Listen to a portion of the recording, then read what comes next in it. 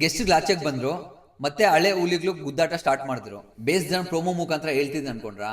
ಅಲ್ಲ, ಅದನ್ನು ಹೊರತುಪಡಿಸಿ ಇನ್ನೊಂದು ಇಂಪಾರ್ಟೆಂಟ್ ಮಾಹಿತಿ ಸಿಕ್ಕಿದೆ. ಅದೇನು ಅಂತ ಹೇಳಿದ್ರೆ, ಬಿಗ್ ಬಾಸ್ ಅವರು ಖುದ್ದಾಗಿ ಕಾವ್ಯ ಅವ್ರಿಗೆ ಡೈರೆಕ್ಟ್ ಆಗಿ ನಾಮಿನೇಟ್ ಮಾಡುವಂತಹ ಒಂದು ಚಾನ್ಸ್ ಕೊಟ್ಟಿದ್ದಾರೆ. ಸೊ ಇದರಲ್ಲಿ ಕಾವ್ಯ ಅವರು ಒಬ್ಬ ಪರ್ಟಿಕ್ಯುಲರ್ ಪರ್ಸನ್ನ ವ್ಯಾಲಿಡ್ ರೀಸನ್ ಇಂದ ನಾಮಿನೇಟ್ ಮಾಡಿದ್ದಾರೆ ಡೈರೆಕ್ಟ್ ಆಗಿ.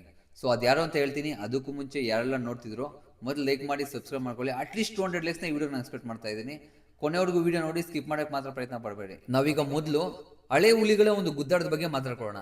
ನಾನು ಹಳೆ ಹುಲಿಗಳು ಅಂತ ಯಾಕೆ ಮೆನ್ಷನ್ ಮಾಡ್ತಿದ್ದೀನಿ ಅಂತ ಹೇಳಿದ್ರೆ, ಚೈತ್ರ ಅವರು ಮತ್ತೆ ರಜತ್ ಅವರು ವೈಲ್ಡ್ ಕಾರ್ಡ್ ಎಂಟ್ರಿ ಅಂತ ಮನೆ ಒಳಗಡೆ ಎಂಟ್ರಿ ಕೊಟ್ಟಾಗ ಒಂದು 2-3 ವೀಕ್ಸ್ ಸಿಕ್ಕಾಪಟ್ಟೆ ಕೊಡ್ತಾರೆ.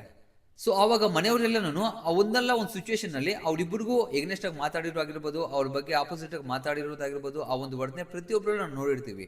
ಇದಕ್ಕೂ ಮುಂಚೆ ಭಾರಿ ಗಲಾಟೆ ಮಾಡ್ಕೊಂಡಿರುವಂತಹ ಅಶ್ವಿನಿ ಅವರು ಮತ್ತೆ ಗಿಲ್ಲಿ ಅವರು ಕೂಡ ಯಾವುದೇ ರೀತಿ ಗಲಾಟೆ ಇಲ್ದಿರ ವೈಲ್ಡ್ ಕಾರ್ಡ್ ಎಂಟ್ರಿ ಅವ್ರ ಮೇಲೆ ಮಾತ್ರ ಅವ್ರು ಗಲಾಟೆ ಸಾಧಿಸೋದಕ್ಕೆ ಪ್ರಯತ್ನ ಪಡ್ತಿರ್ತಾರೆ. ಯಾವಾಗ ಇವರಿಬ್ರು ಹೊರಗಡೆ ಬಂದ್ಬಿಡ್ತಾರೋ, ಚೈತ್ರ ಅವರು ಮತ್ತೆ ರಜತ್ ಅವರು, ಈಗ ಮನೆಯಲ್ಲಿ ಹಳೆ ಹುಲಿಗಳ ಒಂದು ಪೇಸ್ ಮತ್ತೆ ರಿಯಾಲಿಟಿ ಆಚೆಗೆ ಬರ್ತಿದೆ.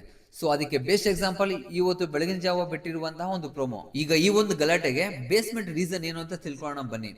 ಬಿಗ್ ಬಾಸ್ ಅವರು ಈ ವಾರದಲ್ಲಿ ಮೊದಲನೇ ಟಾಸ್ಕ್ ಕೊಟ್ಟಿದ್ದಾರೆ. ಅದೇನು ಅಂತ ಹೇಳಿದ್ರೆ, ದಿನಸಿ ಐಟಮ್ನ ಅವ್ರು ಸ್ವಂತ ಮಾಡ್ಕೊಳ್ಳೋದಕ್ಕೆ ಒಂದು ಟಾಸ್ಕ್ ಯಾವ ರೀತಿ ಇರುತ್ತೆ ಅಂತ ಹೇಳಿದ್ರೆ, ಮನೆ ಒಳಗಡೆ ಒಂದು ಟಿವಿ ಇರುತ್ತೆ.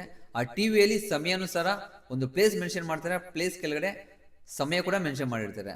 ಆ ಒಂದು ಸಮಯದಲ್ಲಿ ಆನ್ ಟೈಮಲ್ಲಿ ಆ ಪ್ಲೇಸ್ಗೆ ಅವರು ರೀಚ್ ಆಗಬೇಕು.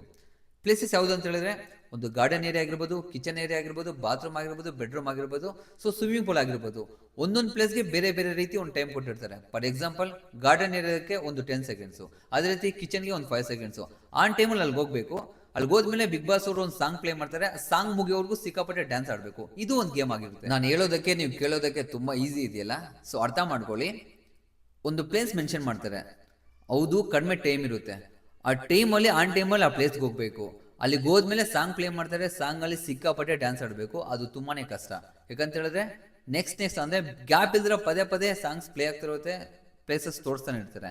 ಈ ಒಂದು ರೀಸನ್ ಇಂದ ಸೊ ಒಂದು ಗಾರ್ಡನ್ ಏರಿಯಾ ಅಂತ ಬಂದಾಗ, ಒಂದು ಬೆಡ್ರೂಮ್ ಅಂತ ಬಂದಾಗ ಆ ಒಂದು ಜೋಶಲ್ಲಿ ಸಿಕ್ಕಾಪಟ್ಟೆ ಡ್ಯಾನ್ಸ್ ಆಡ್ಬೋದು.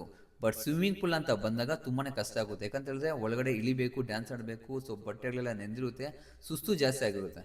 ಸೊ ಅಷ್ಟು ಈಸಿ ಅಲ್ಲ ಆ ಒಂದು ಸ್ವಿಮ್ಮಿಂಗ್ ಪೂಲಲ್ಲಿ ನೀರಲ್ಲಿ ಡ್ಯಾನ್ಸ್ ಆಡೋದು. ಅದಾದ್ಮೇಲೆ ಕಿಚನ್ ರೂಮ್ ಹೇಳ್ತಾರೆ, ಅದನ್ನ ಹತ್ಕೊಂಡು ಓನ್ಲಿ 5 ಸೆಕೆಂಡ್ಸ್ ಅಲ್ಲಿ ಕಿಚನ್ಗೆ ಹೋಗೋದು ತುಂಬಾನೇ ಕಷ್ಟ. ಅದ್ರಲ್ಲಂತೂ ಅಶ್ವಿನಿ ಮೇಡಮ್ ಅಂದ್ರಿಗೆ ತುಂಬಾನೇ ಕಷ್ಟ. ಈ ಒಂದು ಟಾಸ್ಕ್ ಅಲ್ಲಿ ಆ ಒಂದು ರೌಂಡ್ ಅಲ್ಲಿ ಅಶ್ವಿನಿ ಮೇಡಮ್ ಅವರು ಆನ್ ಟೈಮ್ಗೆ ರೀಚ್ ಆಗಿದ್ರೆ ಸೋಲ್ತಾರೆ. ಪಾಪ ಬಿಗ್ ಬಾಸ್ ಅವರು ಕಾಯ್ತಾ ಇದ್ರು. ಯಾವ ವಿಚಾರಕ್ಕೆ? 2 ವಿಚಾರಕ್ಕೆ. ಒಂದು, ಯಾರಾದ್ರೂ ಸೋತ್ರೆ ಅನೌನ್ಸ್ಮೆಂಟ್ ಕೊಡೋದಕ್ಕೆ, ಮತ್ತೆ ಇನ್ನೊಂದೇನು ಅಂತ ಹೇಳಿದ್ರೆ, ಯಾರಾದ್ರೂ ಸೋತಾಗ ಆ ಒಂದು ಬಾಸ್ಕೆಟ್ ಏನಿರುತ್ತೆ, ಗ್ರಾಸರಿ ಬಾಸ್ಕೆಟ್, ಅದನ್ನ ಹಿಂಪಡೆಯೋದಕ್ಕೆ. ಪಾಪ ಅಶ್ವಿನಿ ಮೇಡಮ್ ಅವ್ರಿಗೆ ಆನ್ ಟೈಮ್ ಅಲ್ಲಿ ಕಿಚನ್ ರೂಮ್ಗೆ ಹೋಗೋದಕ್ಕೆ ಆಗಿರೋದಿಲ್ಲ. ಆ ಒಂದು ಟಾಸ್ಕ್ ಅಲ್ಲಿ ಅವ್ರು ವಿಫಲರಾಗ್ತಾರೆ. ಈಗ ಬಿಗ್ ಬಾಸ್ ಅವರು ಅನೌನ್ಸ್ಮೆಂಟ್ ಸ್ಟಾರ್ಟ್ ಮಾಡ್ತಾರೆ. ಈ ಒಂದು ಟಾಸ್ಕ್ ಅಲ್ಲಿ ಅಶ್ವಿನಿ ಅವರು ಸರಿಯಾದ ಸಮಯಕ್ಕೆ ಕಿಚನ್ ರೂಮ್ಗೆ ಹೋಗದಿರುವ ಕಾರಣ ದಿನಸಿ ಸಾಮಗ್ರಿಗಳಿಗೆ ಸಂಬಂಧಪಟ್ಟಿರುವಂತಹ ಒಂದು ಬ್ಯಾಸ್ಕೆಟ್ ಅನ್ನು ಹಿಂಪಡೆಯುತ್ತಿದ್ದೇವೆ. ಇದನ್ನ ಕೇಳಿದ ತಕ್ಷಣ ಅಶ್ವಿನಿ ಅವರಿಗೆ ಡಿಸಪಾಯಿಂಟ್ ಆಗುತ್ತೆ. ಬಟ್ ಗಿಲ್ಲಿ ಅವರಿಗೆ ಎಲ್ಲೋ ಉರಿಯುತ್ತೆ.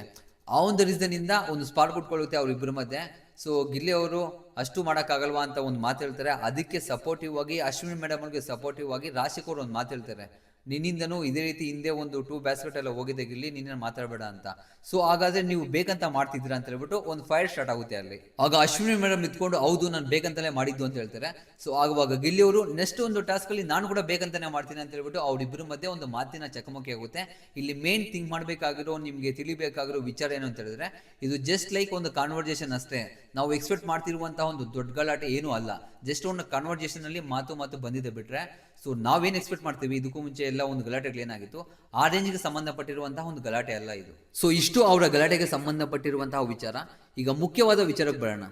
ಬಿಗ್ ಬಾಸ್ ಅವರು ಕಾವ್ಯ ಅವ್ರಿಗೆ ಒಂದು ಡೈರೆಕ್ಟ್ ಆಗಿ ನಾಮಿನೇಟ್ ಮಾಡಿರುವಂತಹ ಒಂದು ಚಾನ್ಸ್ ಕೊಟ್ಟಿರ್ತಾರೆ, ಆ ಒಂದು ಅಧಿಕಾರ ಅವ್ರು ಕೊಡ್ತಾರೆ. ಆ ಒಂದು ಅಧಿಕಾರನ ಅವರು ಚೆನ್ನಾಗಿ ಯೂಸ್ ಮಾಡ್ಕೊಂಡಿದ್ದಾರೆ ಅನ್ಕೊಂತೀನಿ.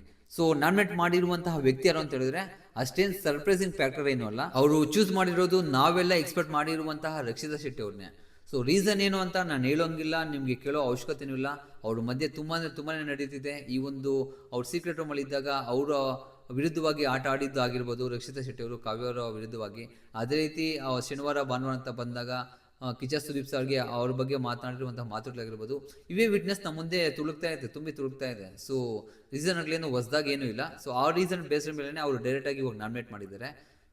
ಮತ್ತೆ ಮಾತಿನ ಚಕಮಕಿ ಅಂತೀರಾ, ಡೆಫಿನೆಟ್ಲಿ ಅವರಿಬ್ಬರ ಮಧ್ಯೆ ಒಂದು ದೊಡ್ಡ ವಾಗ್ವಾದ ನಡೆಯುತ್ತೆ. ಅದನ್ನ ನೋಡಬೇಕು ಅಂತ ಹೇಳಿದ್ರೆ, ಅದನ್ನ ಕೇಳಬೇಕು ಅಂತ ಹೇಳಿದ್ರೆ ಎಪಿಸೋಡ್ಗೋಸ್ಕರ ನಾವೆಲ್ಲ ವೆಯ್ಟ್ ಮಾಡಲೇಬೇಕು. ಸ್ನೇಹಿತರೆ, ಇದು ಈ ವಿಡಿಯೋದ ಒಂದು ಸಮಾಚಾರ. ದಯವಿಟ್ಟು ಯಾರೆಲ್ಲ ವಿಡಿಯೋ ನೋಡ್ತಿದ್ರು ಮೊದಲು ಲೈಕ್ ಮಾಡಿಬಿಟ್ಟು ಸಬ್ಸ್ಕ್ರೈಬ್ ಮಾಡಿದ್ರೆ ಮಾತ್ರ ಮರೆಯೋಕೆ ಹೋಗ್ಬಿಡಿ. ಅಟ್ಲೀಸ್ಟ್ ಒಂದು 200 ಲೈಕ್ಸ್ನ ಎಕ್ಸ್ಪೆಕ್ಟ್ ಮಾಡ್ತಾ ಇದ್ದೀನಿ. ಸೊ ಸಿಗೋಣ ನೆಕ್ಸ್ಟ್ ವಿಡಿಯೋದಲ್ಲಿ. ಅಲ್ಲಿವರೆಗೂ ಟೇಕ್ ಕೇರ್, ಬೈ ಬಾಯ್.